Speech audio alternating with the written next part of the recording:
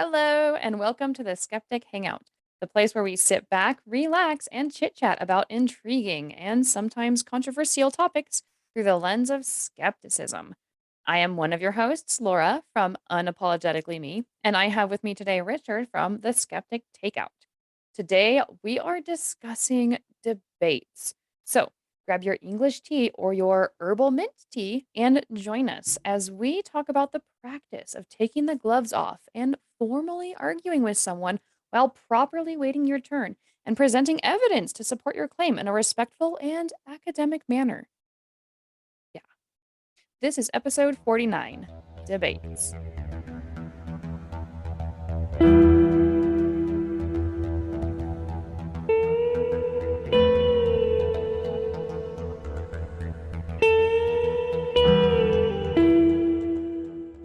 And what can we say about debates?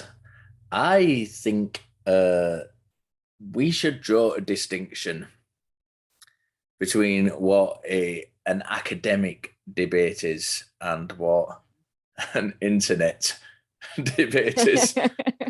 I mean, there's many forms, right? But those two are Always the same things. yeah.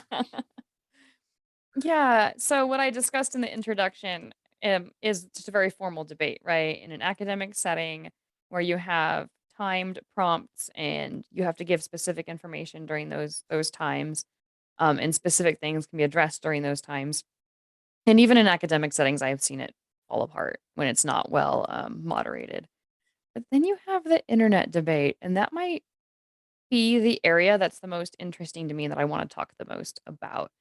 And that's where you have two people, like the two of us, for example, although I don't know that you've done any, and I certainly haven't, but imagine the two of us on our screen here, and we're just talking back and forth or arguing back and forth over a specific topic. And sometimes they're well moderated with time limits. Sometimes they're not. Sometimes even within the time limits, you have people interrupting each other. I don't know. So it's a lot more informal and a little looser, and it really relies on the civility of the two debaters to determine how good it goes. Yeah, I think with it's very difficult. I think when I'm trying not to mention any specific platforms. Um, on the or people who do it on some internet platforms, you get people who set themselves up as debate forums.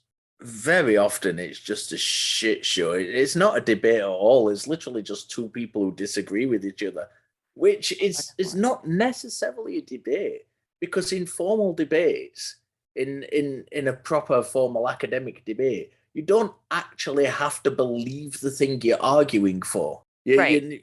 You can represent a side, an argument, without actually thinking that argument is true. Yep. In a lot of debating societies, very often you're given a subject to debate, so you might not necessarily be arguing for it. That I think that is one of the main distinctions between kind of that kind of academic formal debate and these internet platforms that provide them and set themselves up as debating kind of things. But because Yeah. very often you just got two people who flat earthers and round earthers is one that it just sprang to mind. Yeah, or That climate change and not climate change. yeah, and it's Yeah. just people shouting at each other saying, I don't believe you." Well, you know, anybody can have that kind of argument. I can go down the street and have that kind of argument with someone. Yeah. So I like that distinction that you made because I did debate in high school and I loved it. And to this day, I'm very passionate about that form of debate. And that it's exactly like what you said. They would hand us a prompt for the beginning of that debate. I'll just call it like season, right, for that school year. And they would give you your position and you would have to research it and formulate your thoughts and present your case. And it was very dispassionate in a way that way because like you said, you don't necessarily argue the side that you would agree with. You argue the side that you're given to argue. And the purpose is to formulate those thoughts and to look at the evidence and to present things in a very specific way.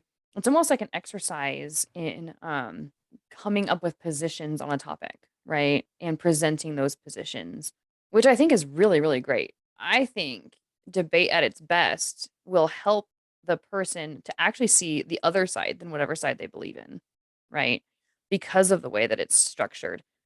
And I don't know that that's always the case. Like I've seen quote unquote formal debates, like the Ken Ham Bill Nye debate, which was publicized and very, very popular and very formal in its structure. And I don't think either side bought for 2 seconds what the opposing side was saying, right? Like I don't think there was any sort of stretching of either side's position in that particular debate. So I don't know. The formal academic sort of pursuit of it, I find really fascinating. Listening to any debate where it's this guy versus that guy on a topic that they are passionate about or believe in, I struggle. Like I don't hate it, but I definitely don't seek them out. I don't love it. I don't know. What are your thoughts on those kinds of debates? Like, not just the internet guys that are yelling at each other, but like the Ken Ham Bill Nye type stuff, for example. It's not something I tend to watch, but I've not seen the Ken Ham Bill Nye one, so I can't comment on that specifically. I am familiar with both of those people, so I can imagine kind of the positions they took on that. I think it's in those situations it can be useful to regardless of their opinion or the motivation themselves, it can be useful to expose the audience to ideas that they might not come across before. If you've got someone, and I don't want to straw man anyone here, so I'm going to say this kind of tongue in cheek because I don't want to put anybody in a position that's kind of that they've not presented. Because, like I said, I didn't see that debate, and I'm not overly familiar with kind of Ken Ham's body of work, if there is such a thing. But Just but keep it I'm that way. if you've got an audience who is not being exposed to science or the scientific method, who someone like Ken Ham is drawing in to see this thing, and you've got this great swathe of people coming in who, they're not familiar with science and they're not familiar with the argument of evolution, other than having heard it, kind of debunked by creationists. To have someone on the other side of that exposing these new ideas to them, I think can be a good thing. Even Yeah, though no. the sorry, go on.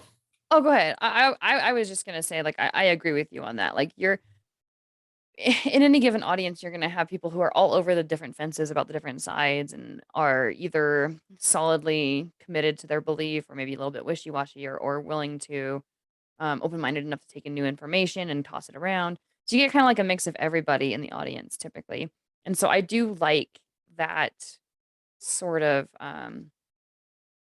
if anything, it puts people in both corners. It puts information that opposes their view in front of them, and then they get to decide what to do with it, whether they just discard it or determine that it's bad information or whatever. Like that's up to them. But I do like that. Like I like that it challenges people's positions on things. What I don't like is at the same time it also seems to further galvanize. Like I'm so wishy-washy about. Like I said, I'm not against it. I'm not like I don't necessarily enjoy listening to many of them because they tend to trigger a lot of emotions in me, right? But not against them. But I do see this tendency of like galvanization. You read down in the comments and the people who supported, like debater A are like, yeah, debater A nailed it. They made all these good points. And the ones who supported debater B is like, oh man, he wasted debater A. He's the clear winner, blah, blah, blah.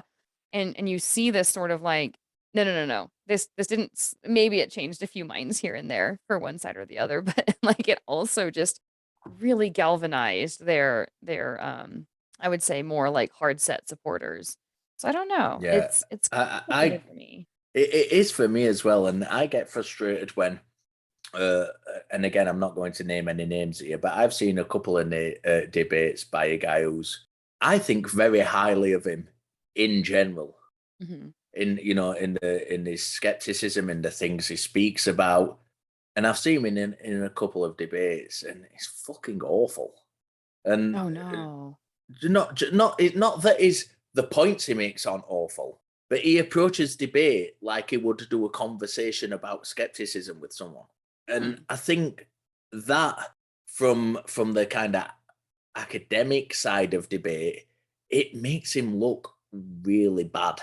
because the Oh, way he approaches it, and from the skepticism side of it, this is why I'm torn. Because from the skepticism side of it, if he was having a conversation with someone, then what the points he brings up, the criticisms he brings up, things like that, are all very good and they're all very valid.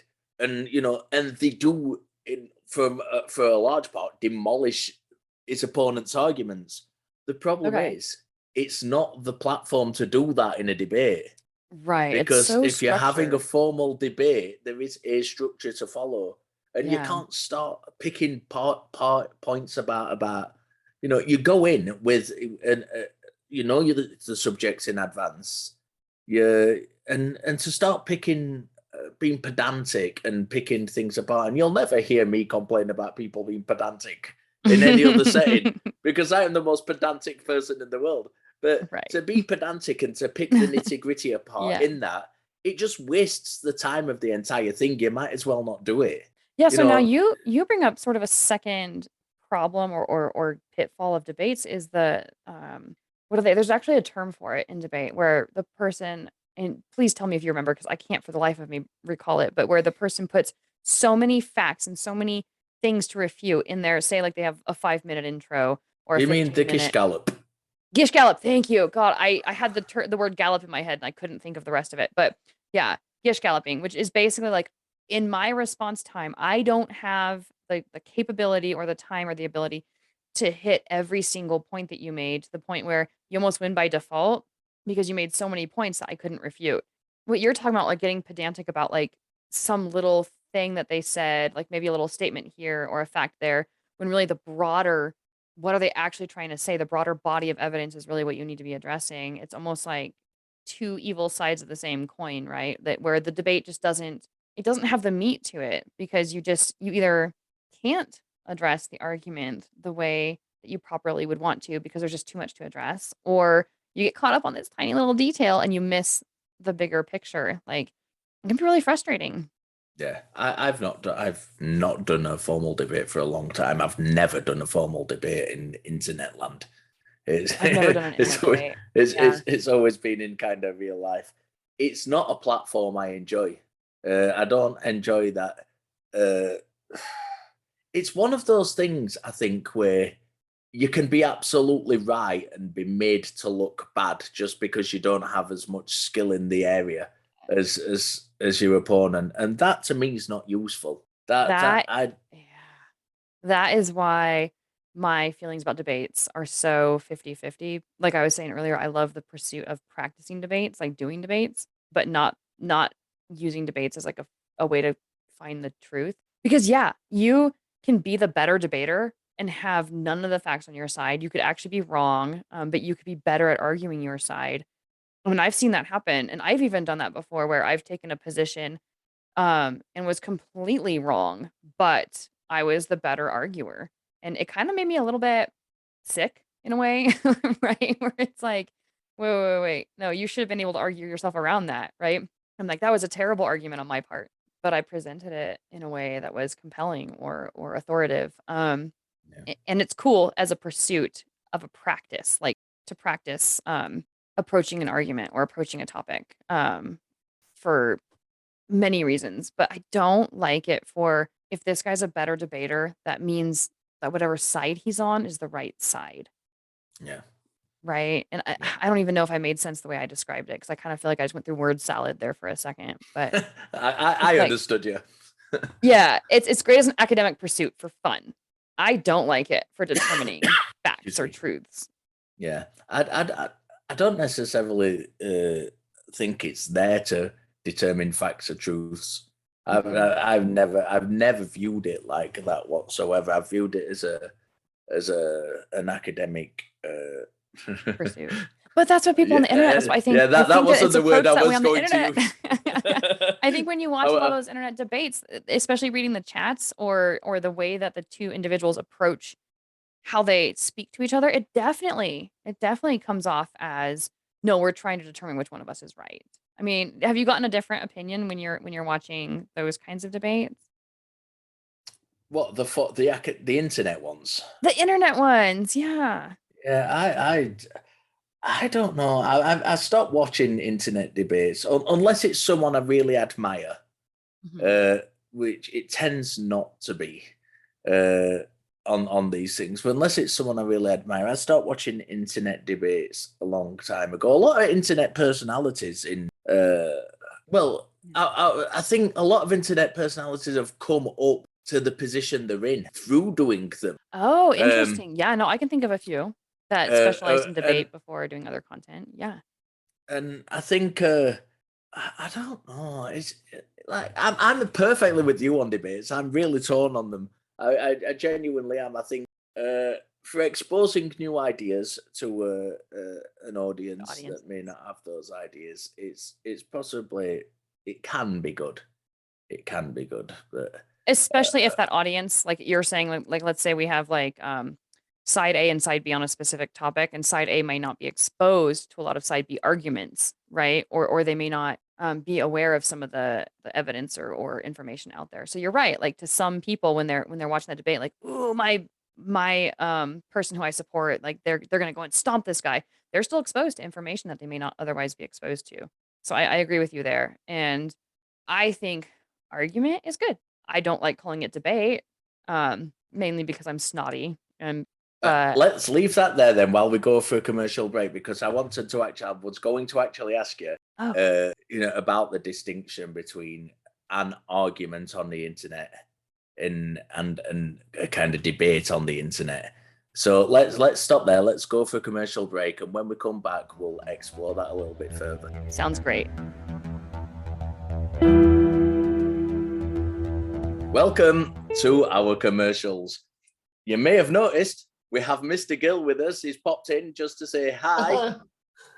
And we're going to just tell you about our wonderful, wonderful Facebook fan discussion group where you can come in, speak to us. We are very, very receptive to being spoken to. Correct us if we make any Most of mistakes. us We're are. very Gilliver's receptive. not. No, I'm the one who argues. So might as well get it out there. If you want to argue with us, just tag me.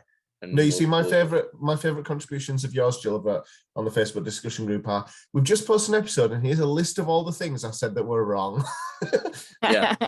I look Whereas forward I to never that say every anything week. substantive enough to have corrections needed. So yeah, it's always good, I think, to be able and willing to correct yourself if you're wrong. yeah. Yeah, and we have a link tree where you can find our wonderful episodes, which Mr. Gill will tell you about right now.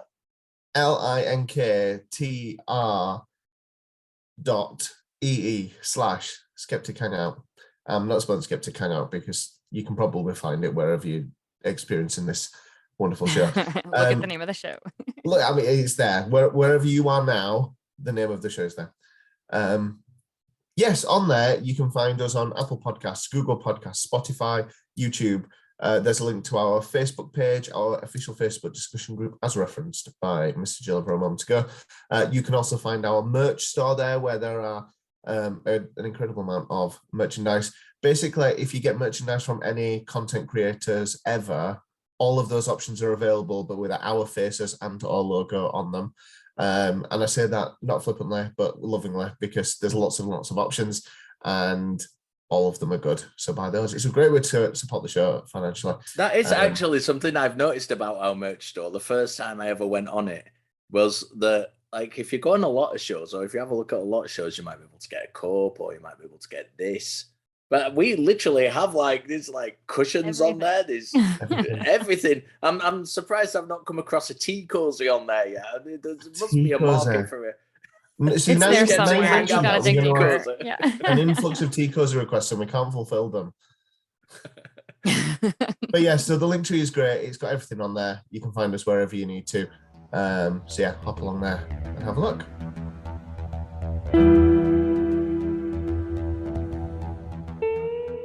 Okay, welcome back from commercial break. And Gilliver had asked me a really interesting question, which actually, so to remind the audience, it was the distinction between an argument and a debate. And before I get there, I did really want to say, whatever the form is, when you have two people presenting different ideas, whether it's contentious, argumentative, whether it's respectful, formal, I do think it's good to have discussions, and I do think it's good to have them publicly. Whether I'm interested in watching them or whether they make me cringe a little bit or set me off emotionally sometimes, that's a different question.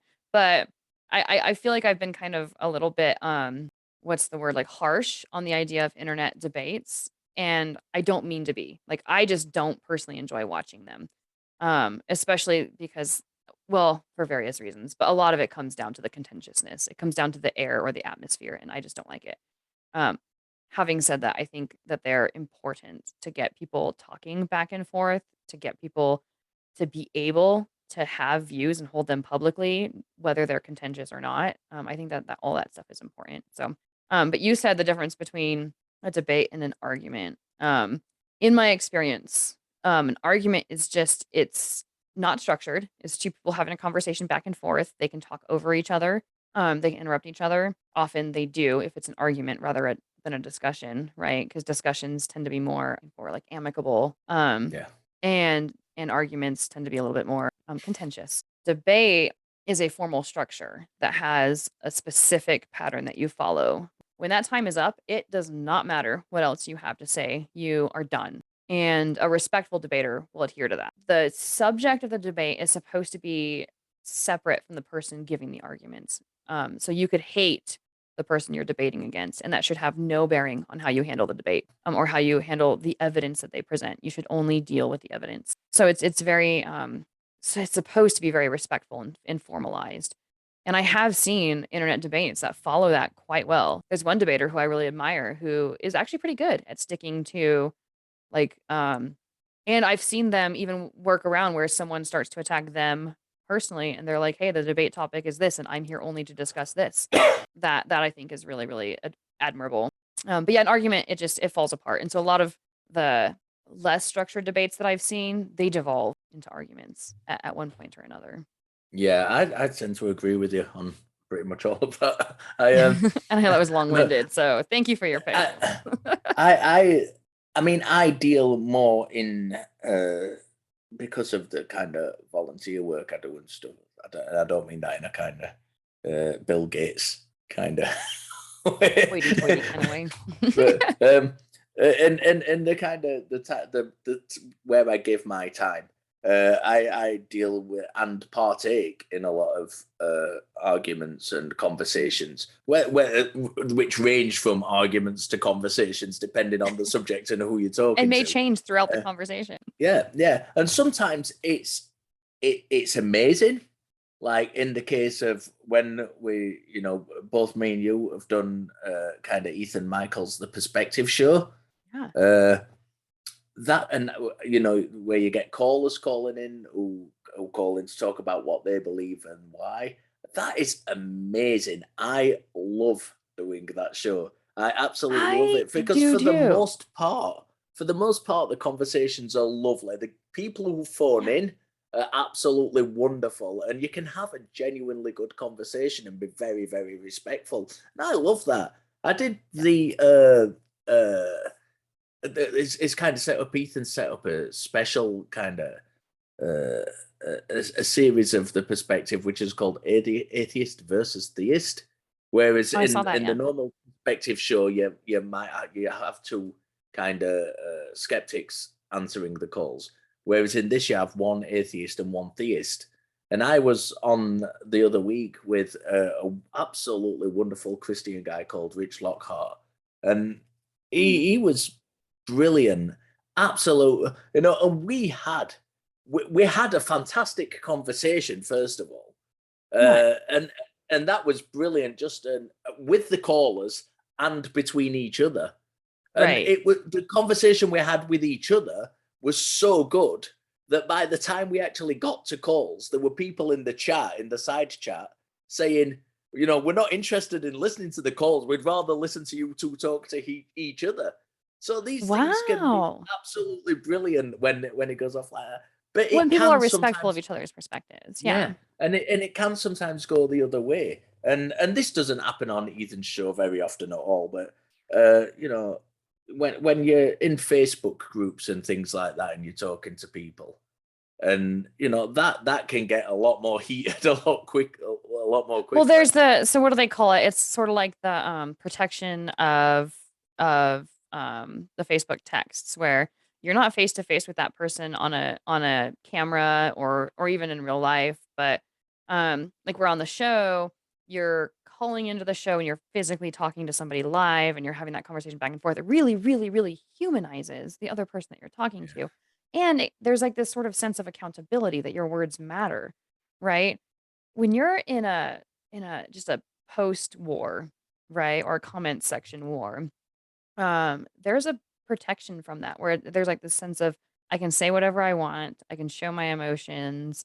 And I'm not saying that the same person who would be nice on a call would be a little asshole in comments. I'm just saying like you really see a lot of trolling and a lot of people's colors come out in the comments. Yeah. And not It's so much funny on as live well shows. because I don't know if you've had this. I have a lot of conversations with people on Facebook behind the scenes in kind of messenger and chat and things. And Mhm. the difference between some people when they know the people are watching what they're writing to when people aren't watching what they're writing.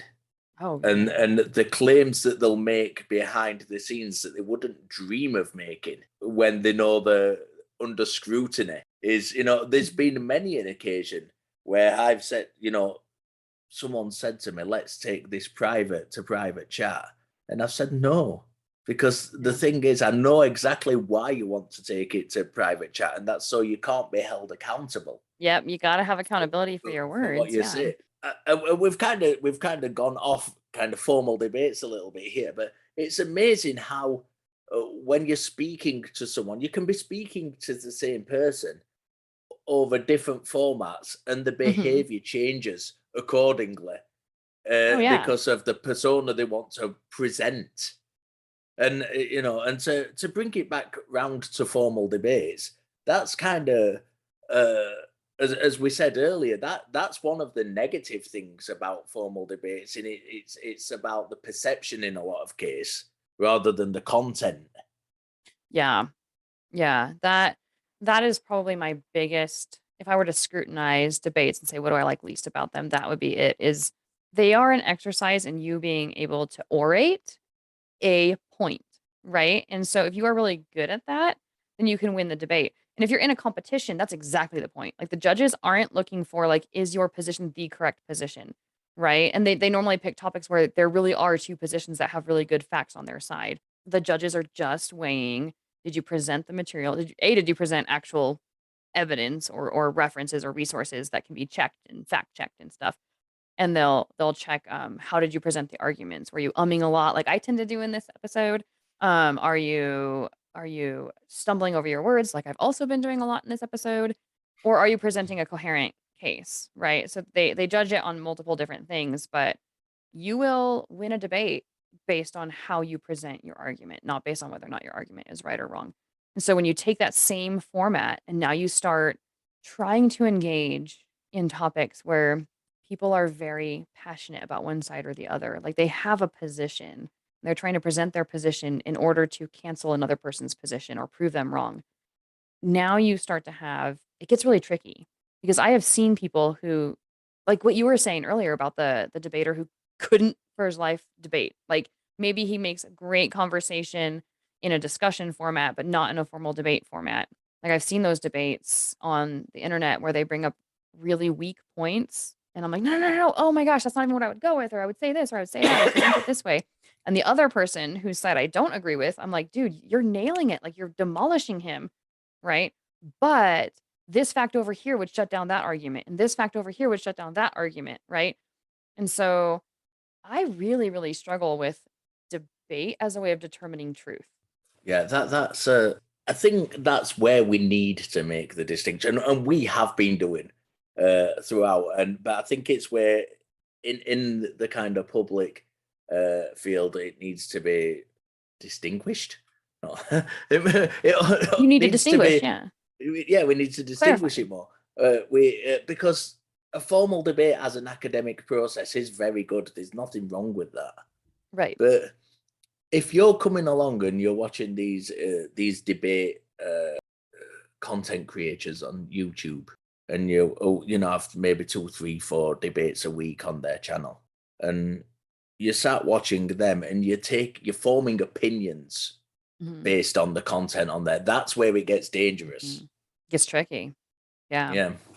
And that's why I'm super 50-50 about it, because I think people should be able to pursue whatever public avenues they want towards having these discussions. Like if a person wants to have an internet YouTube debate, I think they should be allowed to have an internet YouTube debate. Yeah, of course. But then there's a side of me that's like, should we be able to just anybody put out any information they want about any topic at any time on YouTube? And like, there's the side of me that says yes, and there's a side of me that says no, right? I think the much as I've not been in favor of them while we've been speaking, I think one thing, as I said earlier, that these things do, the formal ones and the kind of internet ones, is give the opportunity for an audience who may not have heard an argument before to kind of hear the argument. I think in that particular the case, the superior to lectures. I've been to I went to one lecture. It stands out in my mind once, and it was a Muslim guy speaking to largely the converted, because it was largely a Muslim audience. Right. And yeah. It's the only time I've ever walked out of anything like that. Wow, Because do tell. he opened with, this is going to be a lecture basically about the proof for God. It's going, if I will accept questions at the end, and I will accept questions that like disagree with what I've said, but you've got to have evidence, scientific evidence, because I'm providing scientific proof for God. You've got to have scientific evidence to kind of back up those things, or I simply won't entertain them. Which I have no problem with in and of itself, apart from the fact that it then went on to present his entire thing as a philosophical argument. So it was presenting a philosophical argument, but saying you can't argue with me philosophically.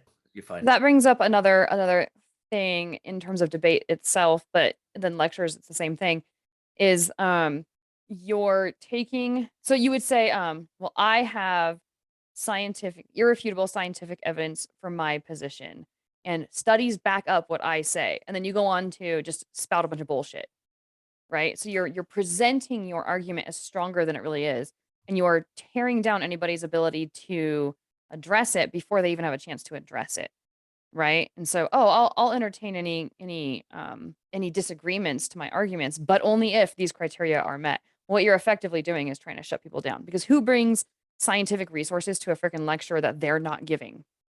Right? Like, I don't know about you, but I don't get all my textbooks out and be like, okay, I'm going to go down to this lecture down the street. Like, I just go and I attend it. Like, my phone would be the only thing I would have in terms of references. And so he's effectively shutting people down in advance. He's basically saying, I have one side, and you almost have to bring a debate to the table to even, for me to even entertain without being allowed to debate. But you can't debate. Yeah, to even present your question, you have to have this plethora of evidence. I really wish I could remember the name of that, but there's all kinds of fascinating. That's why I like it as an academic pursuit. There are honest tactics and dishonest tactics, and there's fallacies and there's techniques, and you can learn them and study them and use them. Point out when other people use them, like, oh, what you did there during your rebuttal was a straw man. You're straw manning my position, right? Well, that's a really quick way of shutting down their position without, you'd want to explain why it's a straw man, but they're very, very useful techniques to either play with yourself or to catch the other person doing. But when you use it deliberately in like a lecture or a debate as a dishonest tactic, that bothers me. And I see people doing that a lot on internet debates. Like when I was teaching my kids about debate, we actually watched internet lectures, and I introduced them to all the different kinds of fallacies and different techniques and stuff. And then I was like, hey, we're going to watch debates and you're going to pick them out. And it was amazing how quickly these little minds were able to find, oh, that person's strawmanning. Oh, that person's cherry picking. Oh, that's, like ad hominem or whatever, like they were able to recognize these people doing these things, because in an internet debate, you doing a technique that would make you look bad in a formal debate is actually quite acceptable. Like, it actually strengthens your position to your audience, because they don't know. So if we could And I know we're both torn on the idea of debates, and this is why I'm asking such an Well, pros awkward and cons, fucking pros and question. cons. Yeah. No. If you could, if you had to wave a magic wand and either get rid of debating or keep it on the table as a form of education, what would you decide to do? Which is the lesser of two evils, do you think? I would keep it. I would keep it for sure. Yeah. Even if nothing else changed, even if I didn't have any other magic wands to do other magic things. But if I did have another magic wand, it would be to teach the critical thinking process more to different people and to have argument and debate be something that's more widely understood. The problem is, and this is where like you have to accept some bads with goods. Like society is way too freaking complex and our minds are just too varied. We have too many different positions to be able to say like this one thing will work for everybody. But you will have people who learn the different techniques and have bad arguments and learn how to present them in very good ways. So you're gonna have the bullshit in there pretty much no matter what. I don't know the way around that other than to teach the people who are listening to the bullshit how to pick it out. Which I think is the single best point that either of us have made all night. You know, that you can never ever have enough education on skepticism. You never ever have enough education on skepticism. We need to get that. And as I've said before, it's not just a case of kind of because us versus them, and to protect ourselves from phone calling, internet, door knocking scam artists, Yeah. to just giving yourself kind of a fright by misinterpreting a shadow in a tree. You know, skepticism is very, very useful, and it doesn't have to be for all these kind of big, grandiose kind of us versus them argumentation. It can be very useful for us in our everyday life.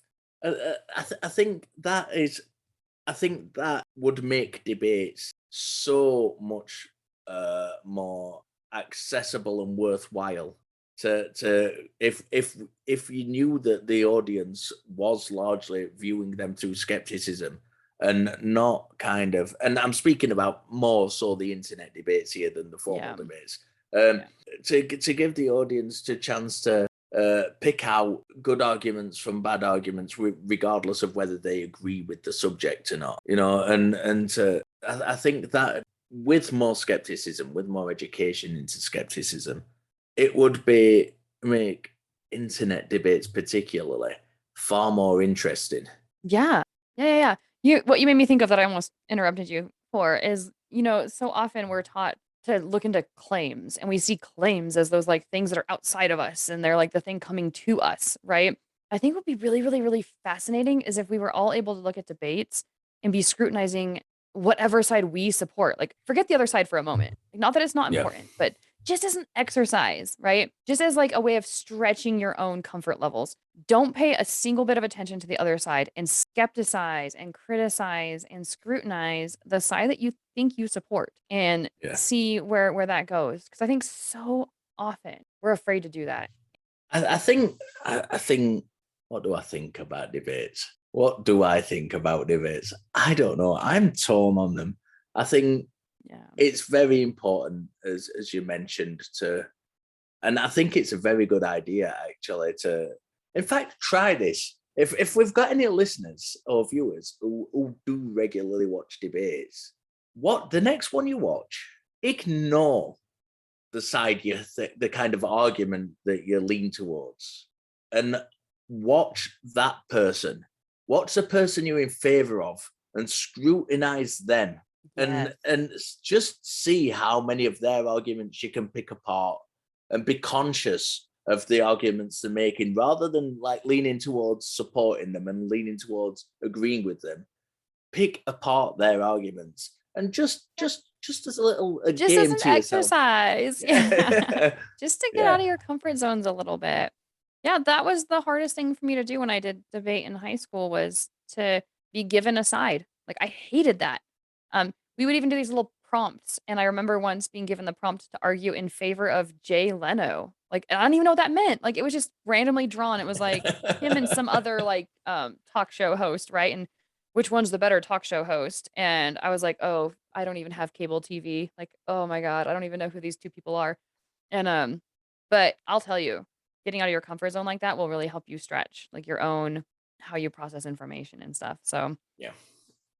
yeah. Well, this has been a fascinating episode. I will highly suggest that all you lovely listeners out there give your own opinions. What do you like, not like, pros, cons? I certainly hope that I didn't come off too strong in one way or the other about debates because I really am torn.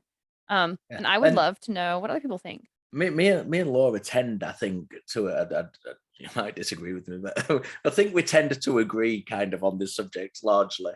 And if you don't agree with the things we've been saying, let us know that you don't agree, and let us know why, and let us know why you We can think form a debates are formal either debate really about it. good or let's have our own debate. Next week is going to be a special episode because, as you may have noticed if you've been taking any notice, this is episode number 49. So that means next week is our 50th episode. So we're going to be doing something a little bit different. We're not going to have a subject as such. What we're going to do, well, we are, but the subject is going to be the show itself. So we're going to have a little chat about ourselves, about the show, about the inspirations behind the show, and all that kind of fun stuff. So make sure you tune in then, and just if you enjoy listening to it rambling, which I assume you do because you're here, and that's all we tend to do. And it's the end of the episode. You made it. That's going to be a good show to listen to if you just like listen to us like pick at each other's brains. So, and we will cool. have Gil there for that episode. I know that our lives are always busy and all three of us can't always make it for every episode. And I've really, really missed his presence. But he's going to be there for that one. So I'm really excited about that. So yeah, tune in. All right. So thank you for joining us today. Yes, we will see you then, and goodbye.